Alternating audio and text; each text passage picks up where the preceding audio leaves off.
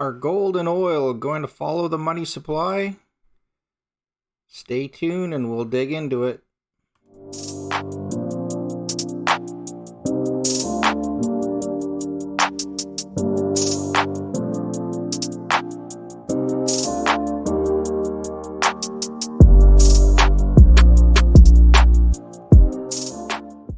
Hey guys, welcome back. February 1st. Hit that like and subscribe, please. I'm definitely need your help there. Would definitely appreciate that. Trying to give you guys the best analysis I can here with oil and gold. Okay, let's get into this here. So, we looked at this the other day. We had the money supply line here in blue.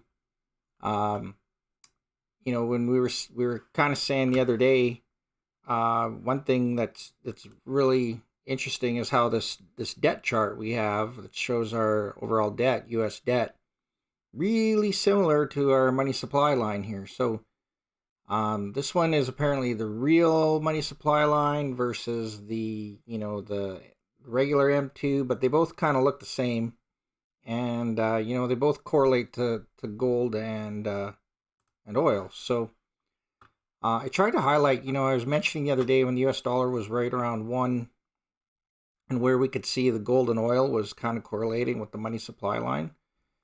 And then we got the US dollar went above and gold and oil went below, and the US dollar went below and gold and oil went above. We had the 2007, 2008 anomaly here. So, things are a little skewed there. I would smooth that black line for oil. The gold line is gold. You can see even here, right in early 2020, I mean, gold was right tight with this money supply line here. So, I mean, it's right when the US dollar was, again, right back at 100 on the dollar index. So I think that's pretty telling. But the thing is now, so gold, we're hanging out at that $1,800 range. And I tried to just, moderately extrapolate this money supply line. Who knows how steep it's going to be or if it's going to flatten out here at all, but typically it's always going to continually go up. And end of the year we're seeing gold at around $2,500. Oil, if oil were to come into range here, if the US dollar stays within or below the 100 point mark, oil, we're looking at $200 here. So it's hard to believe, but and I know you're looking at supply demand here, so I'll try to focus in a little more again on that supply demand and see if we can find any other correlations there.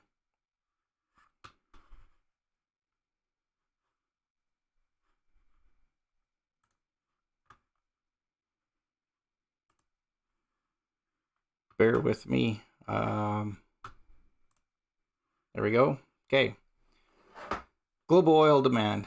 So we talked about this again last video, and I want to just highlight a few things. So first of all, you can see this steady run up from 09 to 2019. And I mean, look, the population's not getting any smaller. The money's growing more and more people have money. They're spending more. They're buying more things. We have more third world countries that are coming into second and first world type of spending and making salaries and employment. So it's I can't see this line stopping, and I think we're going to continue on, and I think we're going to easily be at $105 million global oil demand.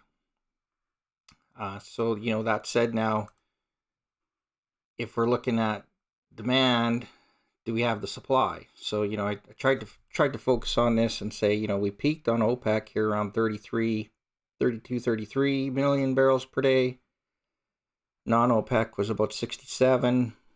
I think when we were to compare right around November of 2018, we were 97 million of the OPEC versus non-OPEC on the supplies, and we were the demand was right around 100 million barrels per day. So there's about a 3 or 4 million barrel per day deficit there somewhere, that, or we were just maybe drawing down inventories.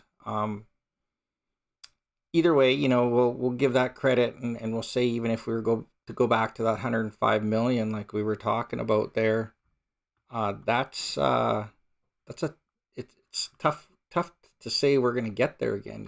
It's not a promising chart to say that we've got that oil on tap, or that the producers are going to quickly be able to produce what is expected for demand. Just looking at the U.S. shale oil production, I looked here, I won't bring it up, but we're at about 600 rigs. Probably peak here, 2019, we were at about 1,100 rigs. And right now we're at 600. And it took us to go from 600 to 1,000 was over a year. It was the end of 2018, I think, or earlier. So, for us to kind of get back to where we expect to be, if we want to go to that 105 million, assuming, shale oil is where we kind of need to make up that shortfall, it might be tough to get that as quick as we'd hope. And aside from that, looking at demand, everyone's going to say, well, we've got electric vehicles. They're filling the market, flooding the market, and I just wanted to show you here was some data here showing from 2020 to 2030 that we've got to go from 280 million ICE internal combustion engine vehicles to 300 million is expected, with 25 million going to be electric vehicles. So we're not necessarily turning the corner on cutting down on ICE vehicles just yet, it's hard to say what that'll look like exactly. A lot of the countries that are having smaller incomes or less money definitely are transitioning a lot slower, and they're ramping up on vehicle purchases. Just another supply demand here. I just wanted to show, jumping around here a little bit here, but we're just here's forecasted coming into 2022 the shortfall for oil. So we've got demand running a little hotter, obviously going up above 100 million, and supply not quite getting there. So where we're looking for oil to continue to go up, this is one of the charts, several, that kind of indicates that's where we're heading. Jumping back here, we'll go back to the cars here. I found this other graph. I thought that was interesting. So on the right, we've got the fuel cells in red, your battery electric vehicles in yellow, your hybrids. Green was, I don't recall at the moment, and your internal combustion. So internal combustion is where we're focused on here, and what we're seeing is we're expecting still about a 7% vehicle growth to come, is what they're saying, which I'm not sure what that means. I think actually this was actually forecasting emission controls, so they were seeing that growth required for catalyst demand, which is interesting. Not something to be discounted for sure when our commodities are going up so aggressively. But just focusing on energy usage, gasoline and oil itself for vehicles, we've got at least a few more years. At least you're looking 2024, 2026 before ICE vehicles forecasted sales start dropping. So if we recall back, this is just sales in a year. United States has about a 280 million vehicles on the road. Globally, we're at about 1.45 billion vehicles on the road. So, all those vehicles are still going to be on the road. Some are going to drop out every year, maybe 100 million, but, they're lasting longer. A lot of data is showing that vehicles are staying on the road longer. So, and as we push to where they're not selling your internal combustion vehicle that you want, it could mean that people are going to keep those and not let them just go to the trash yard or the junkyard as they used to.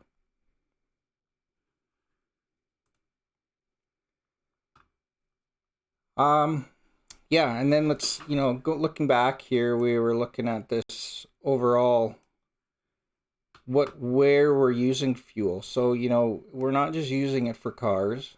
You can see here net gasoline after EV impact. We're predicting still to peak, roughly 2030, 2035. Diesel going to continue. Jet fuel obviously keeps continuing even as gasoline goes down. Petrochem, industry, manufacturing as well. If we look at this, just to kind of give you a rough idea, the showing the cars and trucks really, I guess, we're peaking around 2030. Non-road transports, we got shipping, rail, chemicals, and industrial.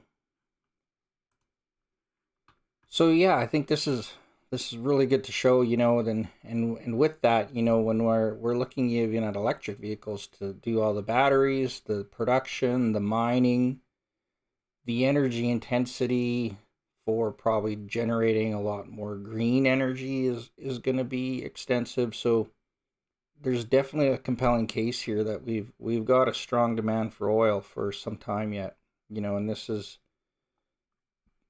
where this actually falls up. It's saying right now we're close to 120 million barrels. Again, that's kind of right on track to probably about 105 where we are in 2022. So it could come quite aggressively here. Stock wise, I wanted to show these are a few Canadian companies. I'm up from Canada. So we just had some valuations here from BMO Capital.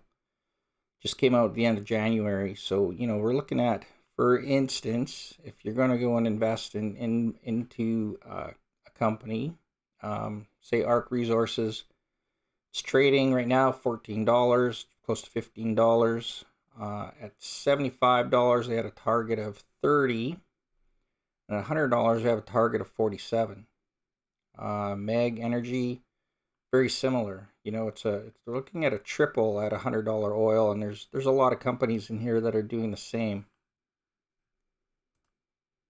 JP Morgan came in and said, an analyst said today on Wednesday, they could see oil prices rising up an extra $30 based on OPEC capacity estimates for 2022. The bank added it expects oil prices to overshoot to $125 a barrel this year and $150 in 2023.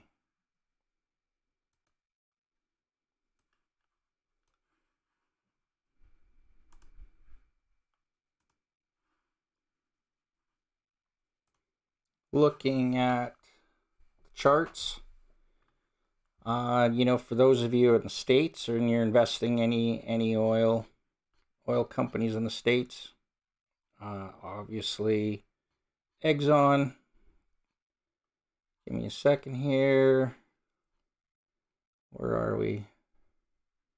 There we go. So Exxon's been on a tear here just recently. Here, we can get rid of these guys.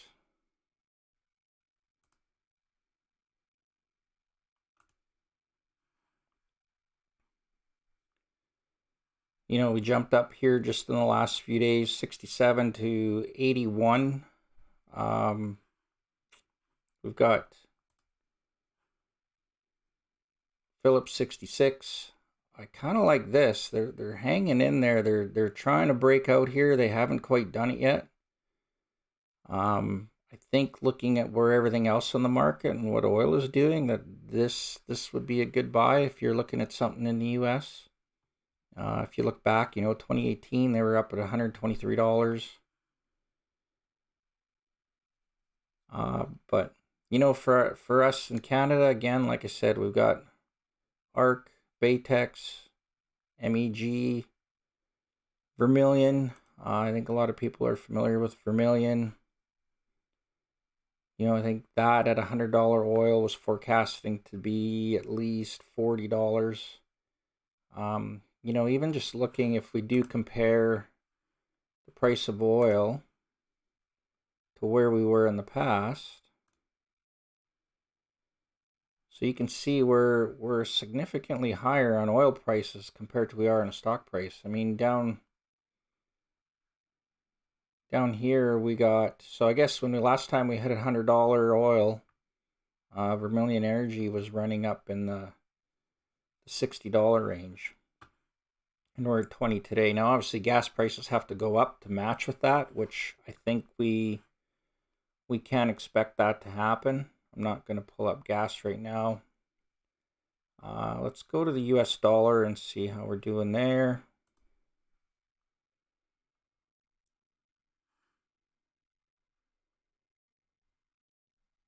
Computer's working overtime. Yeah, the dollar, you know, we broke out hard last week. Coming back down. Are we doing a retest here? Hard to say. I think I'm still not sold that the dollar has a lot of power left to go here. I mean, overall, with all this money printing, you know, you're at some point you have all of this money in the system, that the value of your dollar now, again, if we keep the dollar pegged kind of at that 100-point mark, then the commodities have to go up. You know, there's that much more money in the system, than all of your assets need to go up if you're going to keep your dollar relative to the other levels of currency. Otherwise, you know, if the valuations of your commodities would stay stagnant, your dollar would have to go down. Something has to give. And, you know, since typically all the other currencies are slowly dropping at the same time as all the countries are printing money, I think your asset prices, including your commodities, are going to continue to go up. So that's all I have for today. I will check back in on you guys in a couple days, but please hit that like and subscribe. Please shop around, have a look at those oil companies, try to pick up something that you really like, because I think oil is going to keep on going for a little while here, and there's a lot of money to be made. So best of luck, and thanks for listening.